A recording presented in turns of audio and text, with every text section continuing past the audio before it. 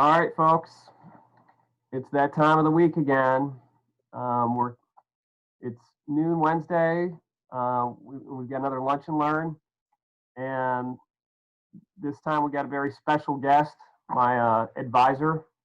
He was my boss in a previous life, and my background is kind of deals with trees in a lot of different capacities, and he's going to speak to you today about some of these questions that we get a lot of times between we get quite a few things that come in with, I guess, dealing with ordinances and codes and that type of thing, and we kind of have to send them over to the code department for the county. But so he's going to try and cover some of that stuff today in that world. But with that, I'll go ahead and hand it off here to Dr. Koeser. Okay, thank you very much. Thanks everyone for coming today. I've been doing a lot of Zoom learning over the last couple of months. It's been pretty awesome from that regard. You just have the time to kind of sit and learn some new things, which is one of the few benefits of what we've been going through the last couple of months. Here is, to start off, a very special tree. I don't know if anyone recognizes this. I know John does. He did some modeling of this tree and made a 3D image of it. This is the Baranoff oak in Safety Harbor. It's a very, long-lived and special tree in the Tampa Bay area. And you can see here that the city has taken efforts to protect it. Protect it, in this case, from love, because people see a big tree like this, they can't help but then going over to it, taking pictures in it, climbing on the limbs.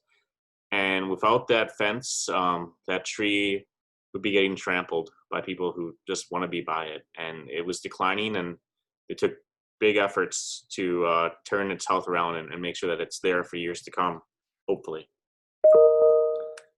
So I'm going to talk a little bit about urban forestry. So when you think about urban areas like Orlando or Tampa, you often think of an absence of nature. But as John and I have kind of delved into, this is an environment, a human-dominated environment, where trees and other critters besides us are a major player in it, and they generate a lot of benefits. Here's an infographic that we put in a report that we gave the city of Tampa after we did an ecosystem analysis for the city, just kind of showing what trees offer to urban dwellers and both humans and likewise. Right now it's been pretty brutal with the heat. We recognize that shade provided by trees makes our outdoor living spaces much more hospitable, and actually can save us money when it comes to heating and cooling costs in our house. Interesting though, I saw a study once where that savings goes right out the door if you have small children or teenagers, because they keep it opening and closing the door so much that any savings from the tree is just canceled out by the children factor. They provide beauty, they increase our property value. I'll show you that in a little bit. Increase biodiversity, and can filter air pollutants, and also prevent a bunch of stormwater from going right into our bays and our rivers by letting it settle in on the site where it's falling, giving it some time to percolate through the soil. Here's a study that, one of the things we're trying to do is show the value of trees in Florida, because often when we show research from, say, Ohio or another state, there's always someone who says, well, does that really hold up? Your audio on? Yes. Okay, so yeah, does that really apply to us here in Florida? Well, here's a study from one of my collaborators, Sean Landry at USF, showing one of the things that trees offer us. And in this case, it is increased property values. Having a 10% increase in canopy in your neighborhood, having just one good tree in your neighborhood is not going to do it. Having a good shaded neighborhood can increase property value by $1,500, and having one, and looking at it a little differently, but kind of the same relationship, having one mature oak that's really big, that's kind of benefiting everything else around it, can kind of increase the sales of the neighborhood by $2,000 if you combine all the sales of the houses over time. And this was done by looking at actual housing data and real estate values for neighborhoods that had trees and didn't have trees in the Tampa area over a course of a year. And you know, $1,000 maybe that doesn't seem like much, especially given the prices of houses. But when you look at it from like a tax base point of view, and you think of how many home sales there are in Florida on a year. Last year there was nearly 300,000 home sales. It can add up to multi-millions of dollars. You know, $500 million if you extrapolate to that point. You know, so I mean, it's the urban forest is a major resource for people in urban areas, and cities like Orlando and Tampa, they want to know what kind of resource they have and how best to manage it. The city of Tampa has a master plan. I'm sure Andy Kisley at Orlando has something similar.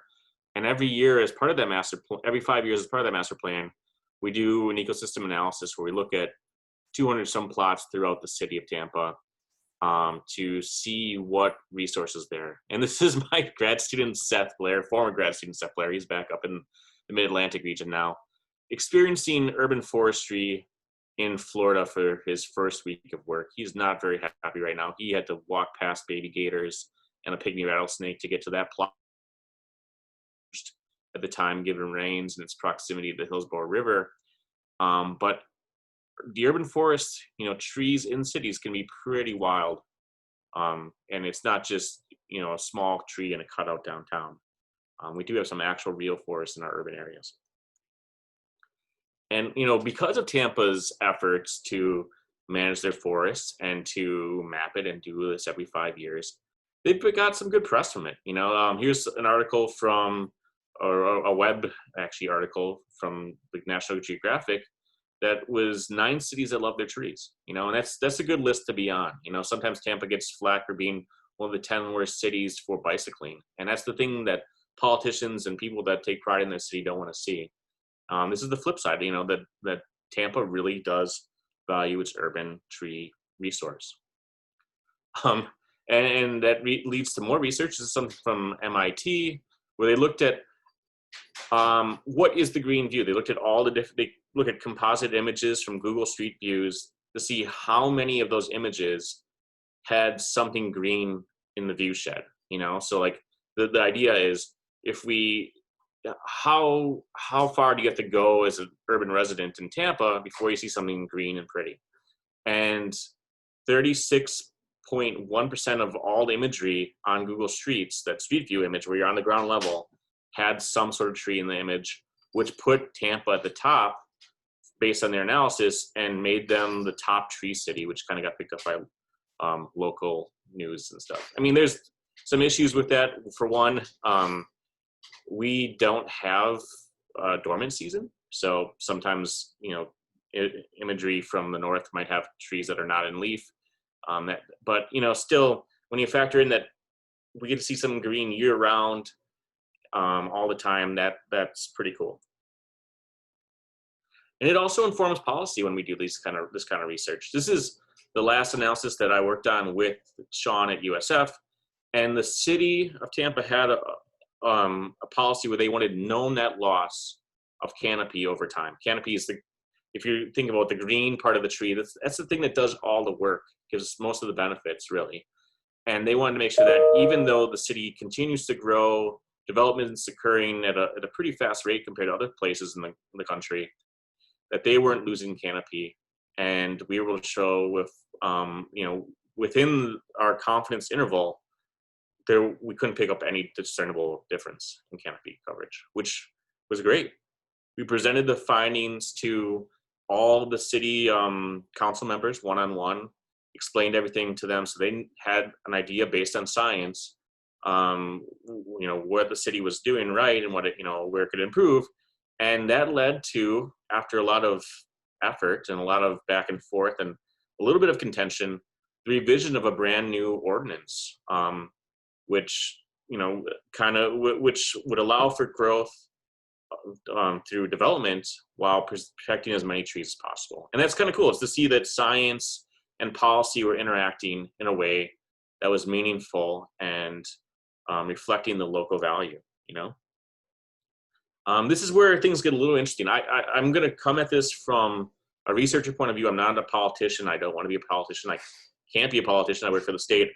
Um, but legal things change how resources are managed and what happens to the trees in our urban areas. So I'm looking at it from a scientist, and that's where I'm going to go for the rest of the presentation. And I'm going to try to strike as neutral of a tone as possible because I like my job. So things got, this is the next headline that came after that one, which was, builders and tree advocates agree on to protect the tree canopy in Tampa, but new legislation could gut their efforts. We are one of the first states in the country to kind of strike down local protections of trees. And this was 2 years in the making, really. It first kind of flared up 2 years ago when two politicians, one from the Sarasota area, one from the Fort Lauderdale area, both decided that protections and tree preservation ordinances were overly burdensome on folks. The one was coming from it from a development point of view. He tried to build a garage in rural Sarasota County, found out he needed a permit to remove trees, and just felt that was just overreach. The congresswoman from Davie, Florida, she felt that recovery from Hurricane Michael was hindered by tree protections and felt that they need to be loosened. So those things kind of came together, and there was the first effort to kind of undermine local protections of trees and kind of undo some of the local control that was limiting people from cutting down trees or requiring permits before trees are removed on their property. Interestingly, though, it seemed like it was kind of homegrown in Florida, but at the exact same time, initiatives that were nearly identical were showing up in Texas, though they were eventually overruled, and Michigan.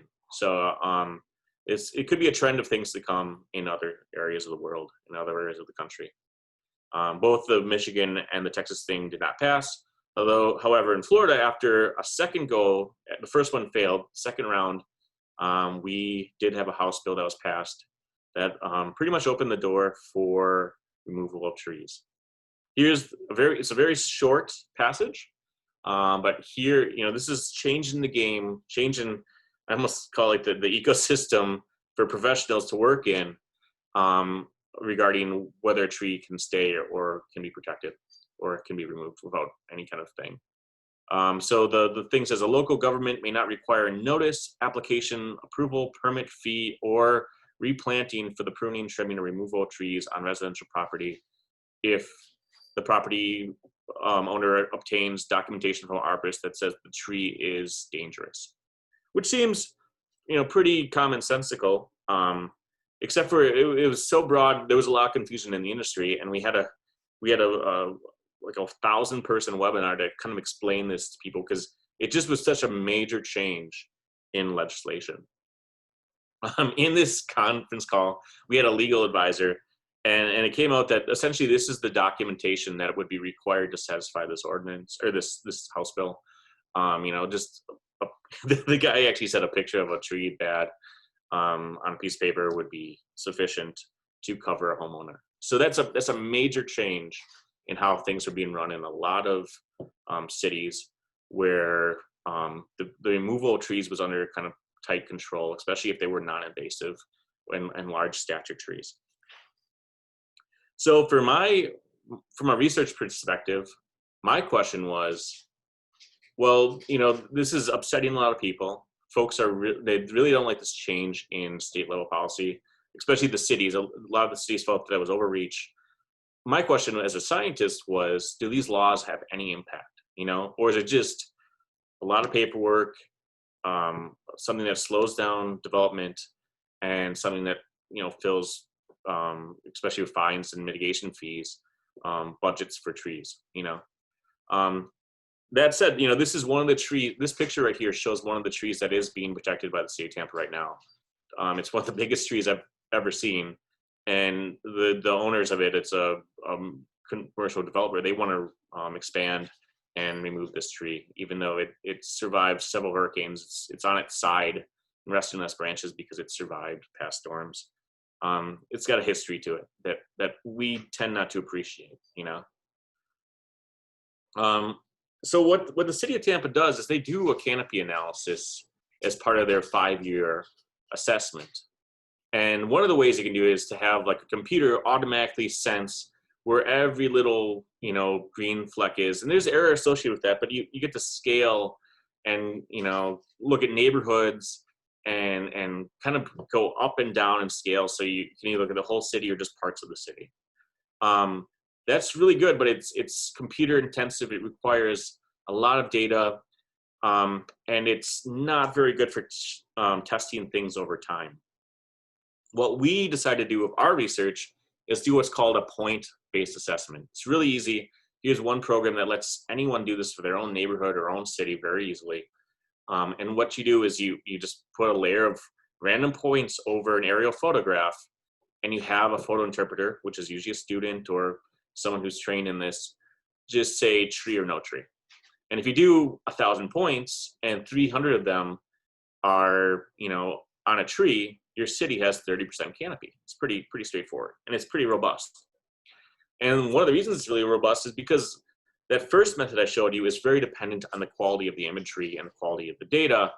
Whereas even though that changes over time, this is the Buccaneers play. This is Raymond James showing, you know, over time from 2006 to 2016, the imagery just gets better and better and better. And a computer would have a hard time with that. As a human, we can say that's a stadium, right? And the same thing with tree. We can say tree or no tree. We can fill in the voids that a computer would choke on. So we did that, and we did that in about 40 some communities that had participated in a past survey conducted by the University of Wisconsin-Stevens Point. These cities filled out a very intensive survey explaining how much they spend on their trees, how their planting differs from their removal rate, all these different things, what ordinances they have on the books. And we wanted to see if any of these would predict the level of tree canopy coverage that they have in their city.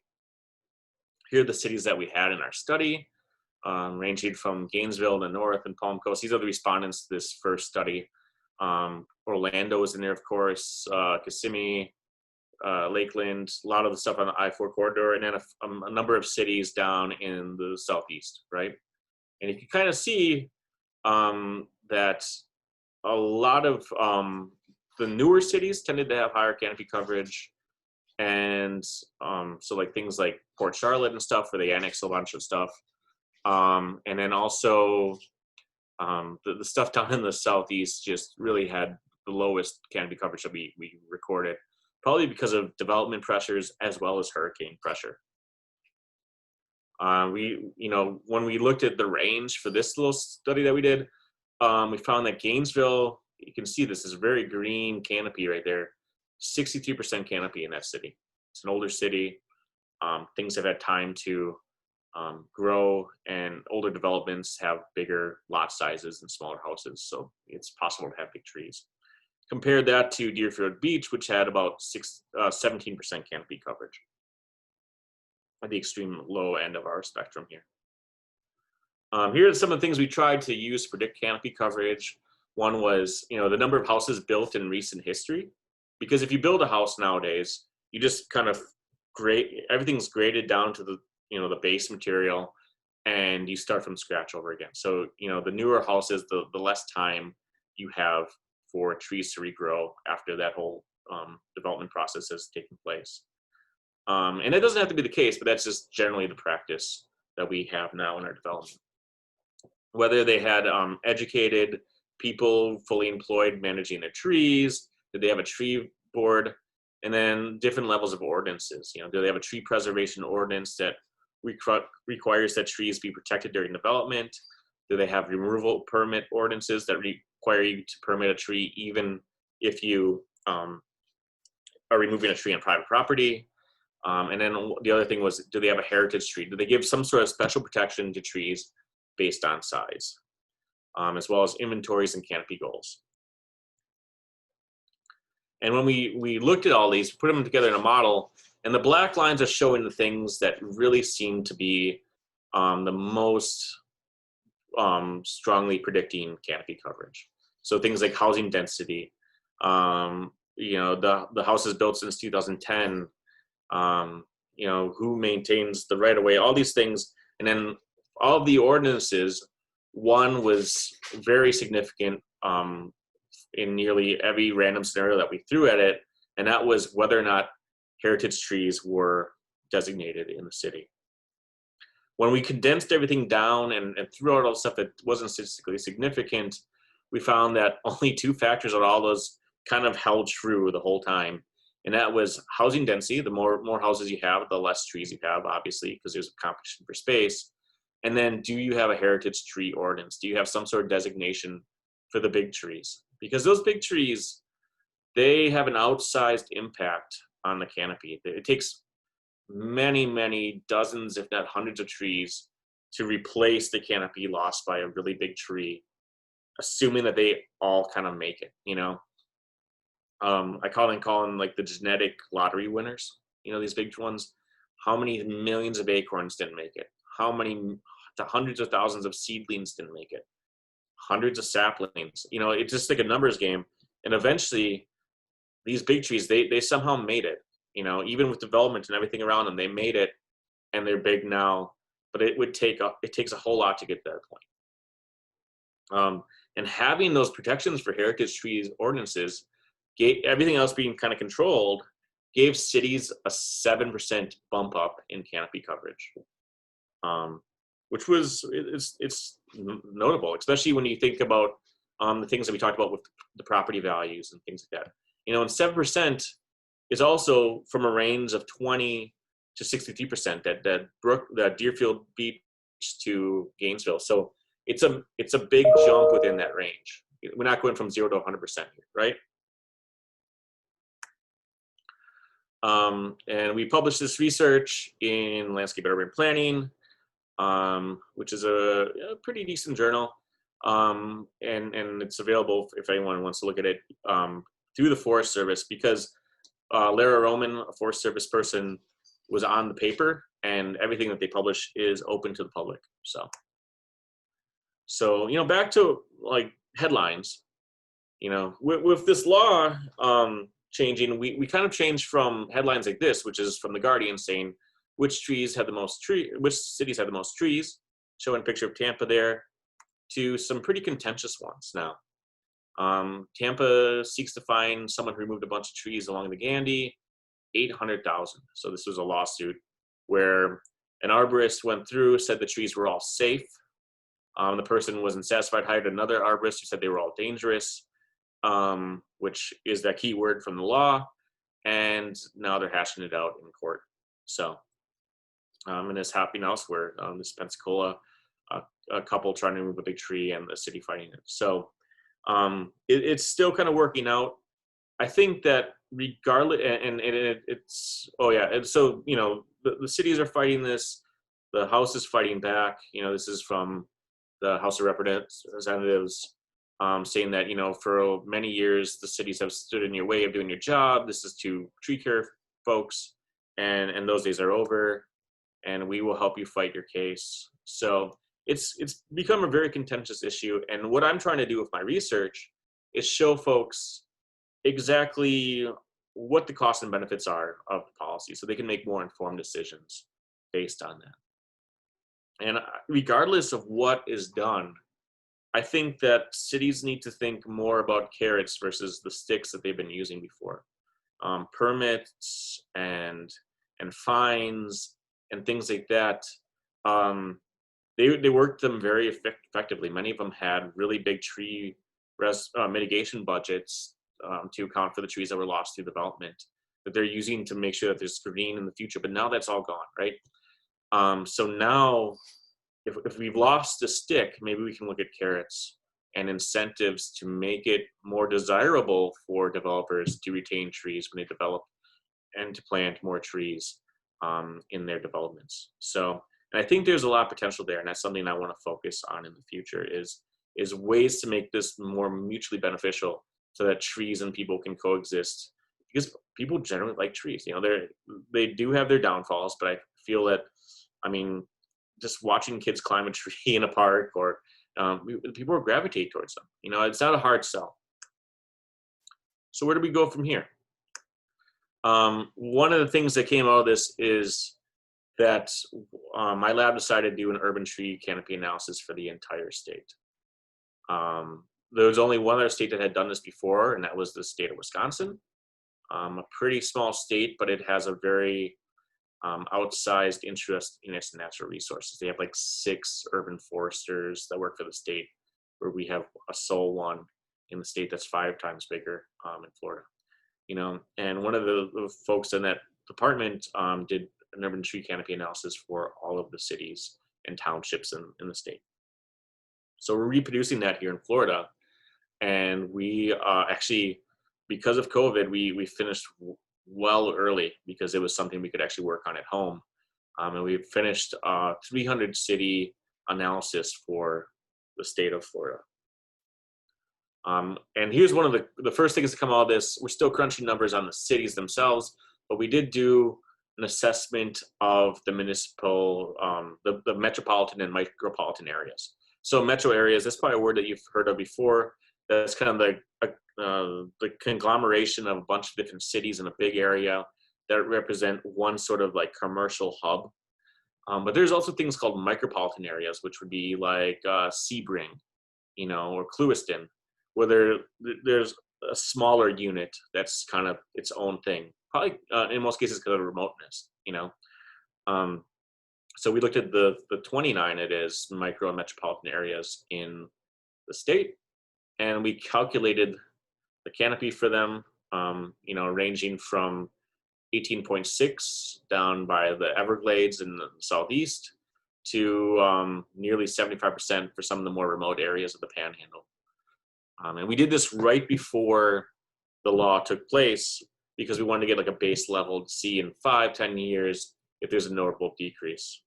And so here, if you have cities that had ordinances and their canopy coverage starts to decline over time, whereas the cities that are more kind of laissez-faire, not really controlling of what trees are removed, if they stay static in their canopy, then we know that the law had an impact on canopy, and we can quantify that impact and see if it's something that's acceptable to the public,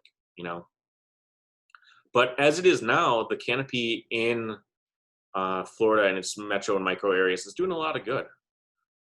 So one of the things that trees do is they filter out particulates and other pollution that can cause lung disease. And using, and then they've actually shown this, like in the Midwest, where emerald ash borer has really just wreaked havoc on communities, like losing 1/3 of their canopy.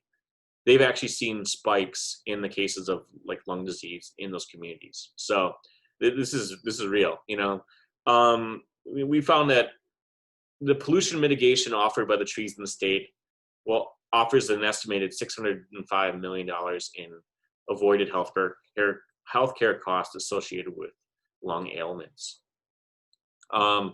We also found that the interception that the canopy plays in the state, that is about 50 billion gallons of stormwater that would otherwise be diverted through our local stormwater systems, either to open bodies of water or to treatment facilities, which we pay to treat the water, right? So it's saving money or saving pollution from reaching our water bodies, depending on what sort of system your city has or community has.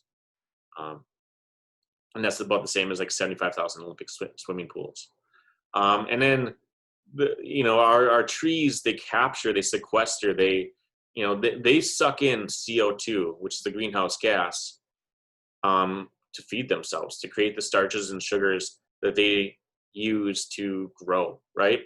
And annually, and this is probably this is the easiest for us to quantify because it's really based on growth, 65 million tons of CO2 or equivalents are sequestered every year, which is about the same CO2 that's released from 15 coal power plants in a year, or 7 million homes, or 6.7 billion cars. So it's got that mitigating effect compared to all the things that are emitting CO2 into the atmosphere.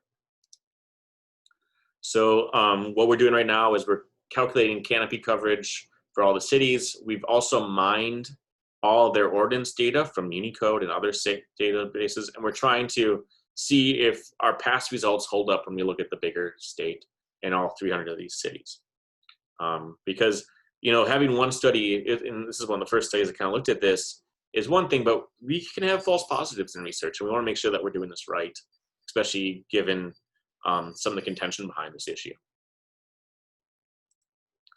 And when we do this, I mean, this is something we have to factor in, is separating out some of the background noise, like tree loss from hurricanes and storms, and even things like what was the vegetation type before people moved there. You know, so like if you were building a community on the plains or on, you know, on the outskirts of the Everglades, you're going to have lower canopy coverage just because there wasn't a lot of trees there to begin with, right? So we need to factor in all that stuff, and we're going to really do it, and we can afford to do it with all the replications that we have with these 300 cities. And then, you know, after all that background noise is kind of filtered out, we can really see what the effect of laws are. And then then we can show people that information, and the public and the politicians can decide, you know, whether it was like what we did is the right trade-off, you know. So with that is some of the work that we're doing right now. You know, we're creating those benefits that we showed you for the entire state. We're doing that for every city, and we're going to give that to every one of the cities so that they can show their residents what their trees are giving them. They can put it on cards or their email bylines or whatever they want to do on their websites, so that they have those infographics. And it gives every city kind of a baseline of where they are now, so they can track where they're going in the future, and if the future residents have the same resources that the past residents had with regard to trees. So with that, I'm done with this presentation. John, if you want to jump in, and then at the very end, I have one more slide for something that John and I are working on together. So. Yeah, I guess we're entering the portion here for Q&A. If anybody has any questions, just go ahead and throw them up on the chat, or you can unmute yourself, put your video up, whatever, and you can ask Dr. Koeser a question here.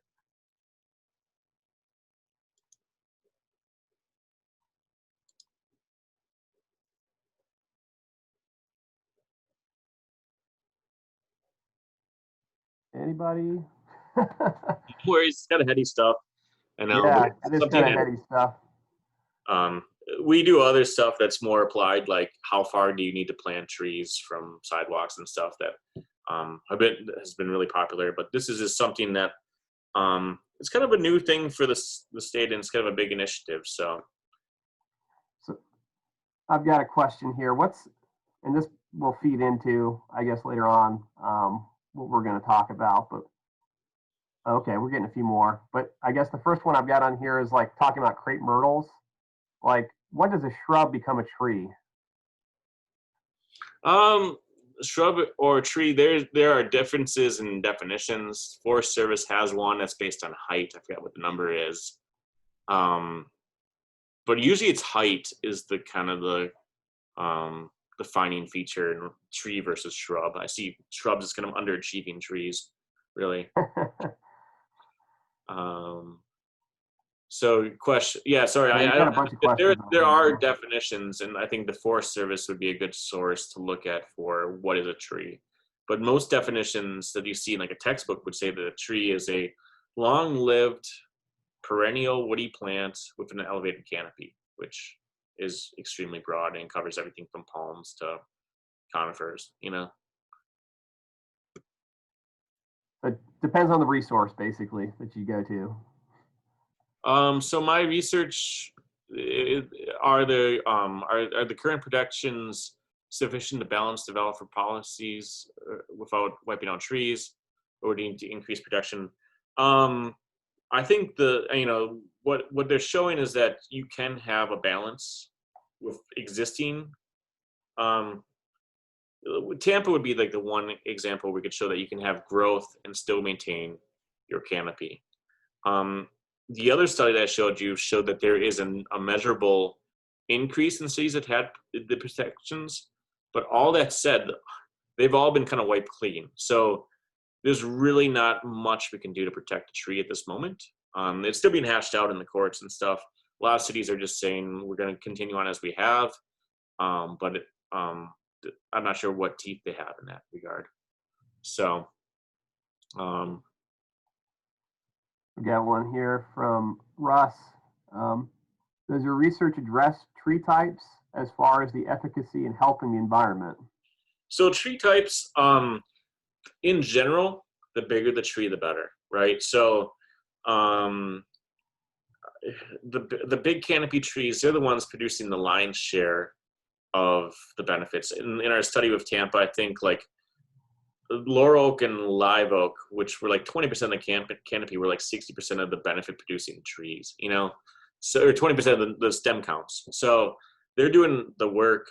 That said, there's something called net benefits that we don't talk about enough, where if you only have a small space and putting a a palm in there or a small stature tree without disrupting infrastructure, breaking up sidewalks and stuff like that, that might actually be better for an environmental point of view, because you don't have all the negative effects of a big tree in that spot. So, and we'll show you that a little bit more. Okay. So would Paulownia tomatosa be a viable solution with helping develop greater canopy coverage in the state? I'm not sure about that species too much, but I will say that in general, we want a diverse palette of trees. We don't want to have one silver bullet that we use over and over again. We want to have as much diversity as possible. Maybe people throwing out like 10% of a given species, 20% of a given genus. The thing is, if you have one that's really dominating and you have a new pest go through or a new disease, you lose a chunk of your canopy. So having as many trees as possible making up that canopy is the best. Okay. Next question is, have you done an assessment on the effectiveness of local tree replacement ordinances through development? So we looked at that, and they didn't ring significant, right? And the other thing that didn't ring significant were permits on private property. And for permits, that's, you can have a law in the book, but if you don't have enforcement, it doesn't matter, right? So that's going to be something that's going to make it hard for that. That's kind of a confounding factor that other people have noted with that kind of ordinances. With the replacement policy, there's a time lag. So people could be replacing trees to the level needed, but they're just small, right? So we won't really know the effect into the future. And then there's also the attrition thing. So depending on what the ordinance says, it may just be like put a bunch of trees in the ground with no follow-up, and those trees may not make it to a mature size, which is what we need. Is the city of Orlando in a particular study for replacing older laurel oaks? Laurel oaks are kind of a thing that a lot of communities are dealing with right now. They were very popular about 50 to 80 years ago, and that's about their lifespan in an urban environment. So it's a balance. They're doing a lot of good right now, but they can do a lot of bad if they fall in the wrong spot. So we just need to take a case by case look at each tree and say whether or not one can be retained, because these benefits are maximized the longer a tree stays up, and because there's a lot of energy and maintenance required with the removal and care of trees. So okay. I got a question, I guess, maybe if any, I guess, is there any way that you can focus on your research on like kind of teasing out the impacts of like individual arborists that might be like bad actors and like whether like certain, I guess maybe certain, if they have a bigger impact in certain areas or that type of thing? Is there a way to tease that out, kind of, if those guys Um, are significantly impacting the urban tree canopies in certain cities? well, so that's something that's, I mean, bad actors is kind of a tough word because, like, you know, it's put people in a real kind of ethical bind. I had an arborist come up to me and was like, I have a developer who is a good chunk of my business, and if he no longer hired me, I'd have to let people go. And he's telling me that tree's dangerous, that tree's dangerous, that tree's dangerous, and what do I do? So it's the ethics of cutting down trees that are doomed, because your client wants it, versus letting people go. So it's a really messy situation for a lot of people involved. There are folks that are hired guns that will do whatever they can for the money, but there are other people that are just really struggling with this. So um, as far as track them individually, I think the only real way that that's going to happen is if we have like that case that happened on Gandy, where someone's essentially doctor shopping with arborists trying to find someone that will cut down the tree, and the person who came there first and said no, they just are fine, comes back later and sees that these trees are gone. That's the one thing, is that trees, their absence, it took them 20 to 80 years to get to the size that they are at a mature size. So when they're gone, you can't just fake it. There's a lasting imprint there. So Okay, we got time for a question or two, and if I don't get anything here in, I don't know, 15 seconds, we'll just go ahead and move to this last slide that Andrew has. okay, so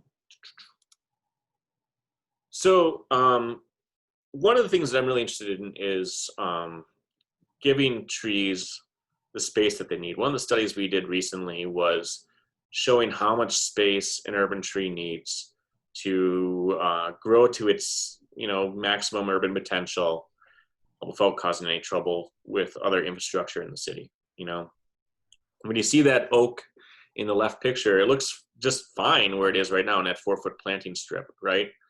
But as the tree grows and starts to do all the things that we talked about with the ecosystem services, it can start to cause havoc to sidewalks and curbing and things like that. And when that happens, especially with the sidewalks, roots get cut and sidewalk gets replaced, and it's a big deal. The city of Tampa spends $1.5 million on sidewalk repair every year. And I'd say that a good portion, maybe even half, is related to tree issues, and there was a study that's in California where like $70 million worth of sidewalk repairs were recorded in a year.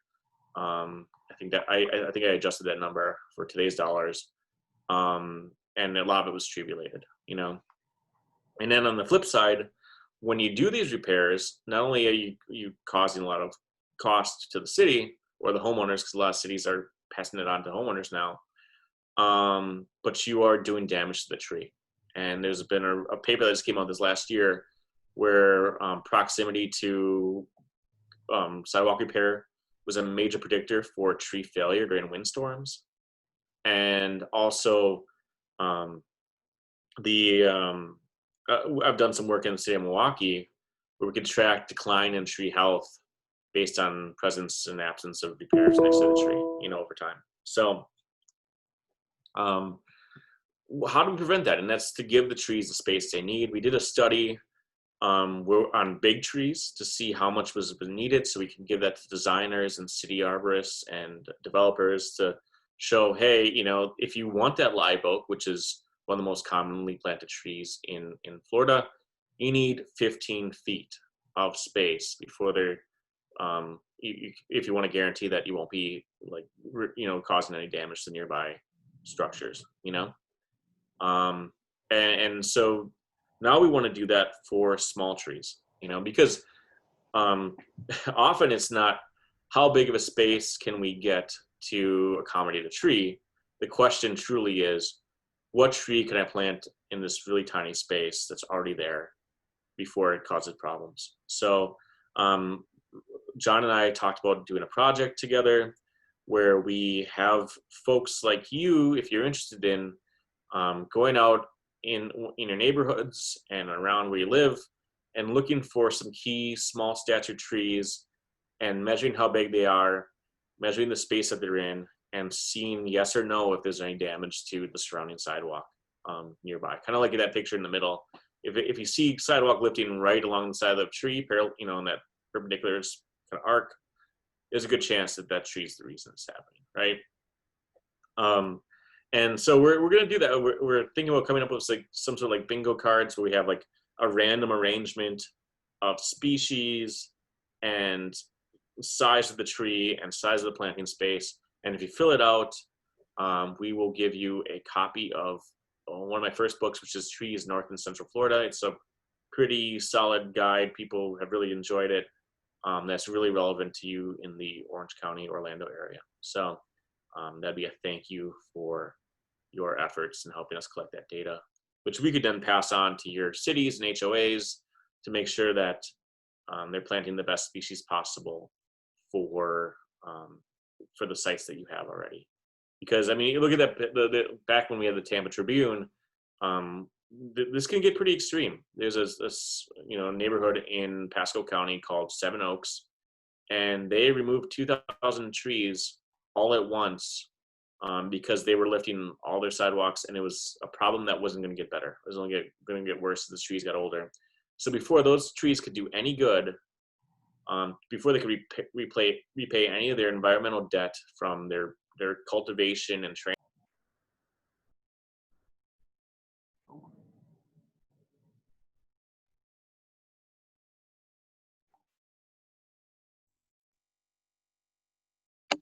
Am I muted?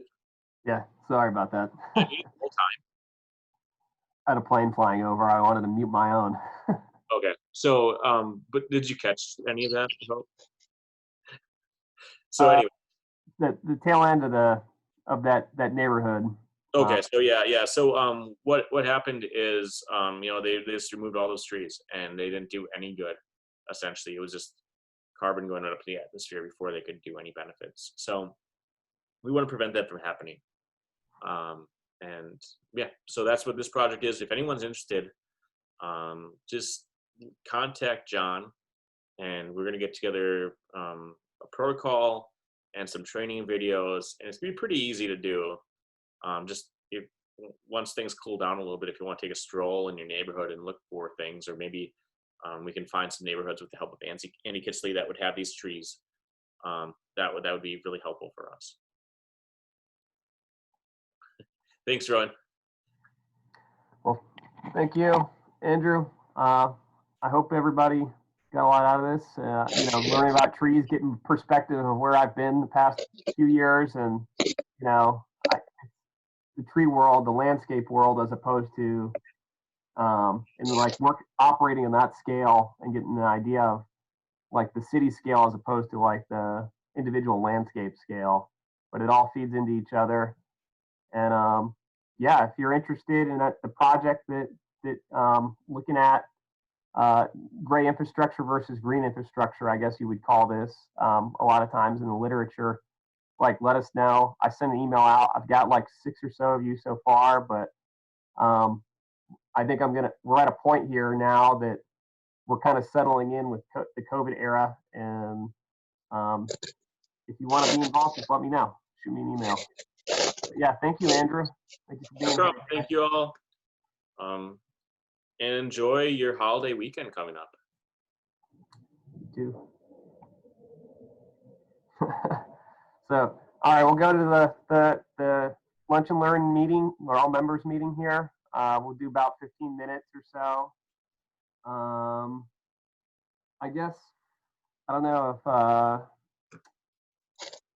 I've got one item here related to volunteer hours for planning meetings, because we're going to be going like right now, there's not a lot that we can be doing.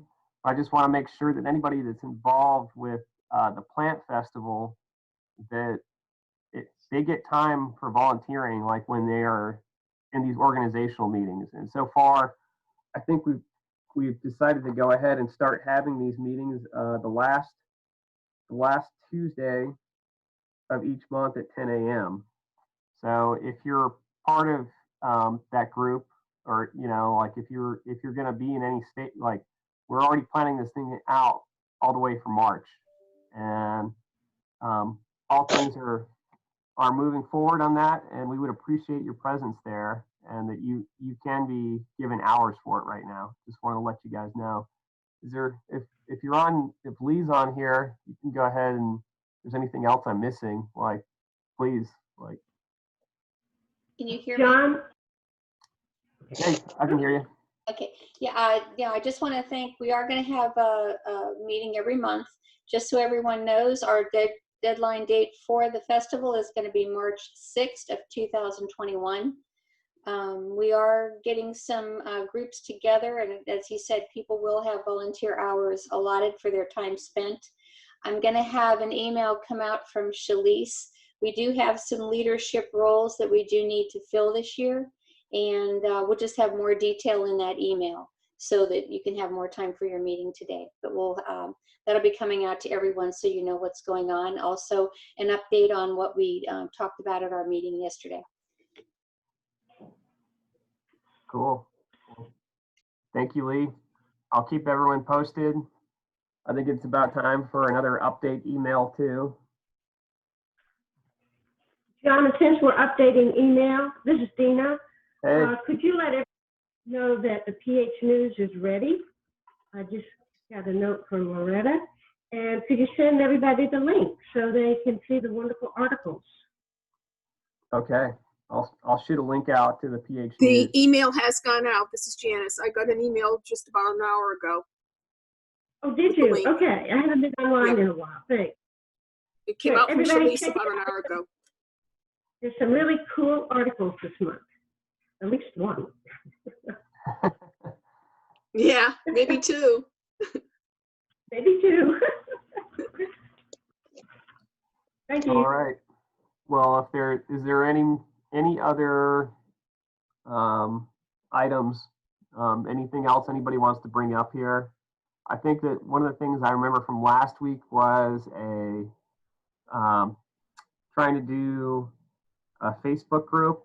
I'll try and do that, like a closed Facebook group just for Master Gardeners. I will get to that at some point here, but kind of got my hands full a lot of the time with just keeping the clinic moving and everything else, keeping up with the classes that are coming up.